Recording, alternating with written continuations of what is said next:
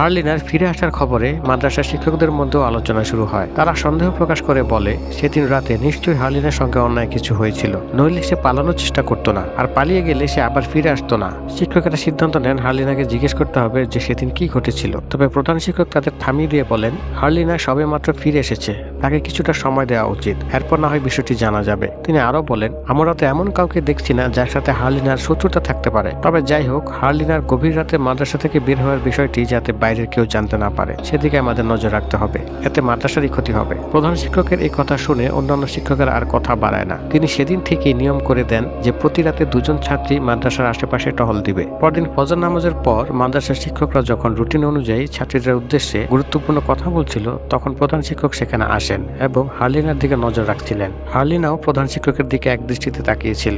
হার্লিনার চাহনিতে এমন ভয়ানক ভাব দেখে প্রধান শিক্ষকেরও যেন চোখ সরছিল না। হঠাৎ যেন হার্লিনা তার কানের কাছে এসে সালাম দেয়। ঘাবড়ে গিয়ে প্রধান শিক্ষক পেছন ফিরে তাকান, কিন্তু কাউকে দেখতে পান না। তিনি এটিকে নিজের ভুল ভেবে এড়িয়ে যান। কুরআন পাঠের সময়ও হার্লিনা স্মৃতি, দিলা এবং অবির দিকে অদ্ভুত দৃষ্টি নিয়ে তাকিয়েছিল। হার্লিনার এই অদ্ভুত দৃষ্টি দেখে তাদের মধ্যে অস্বস্তি বাড়ছিল।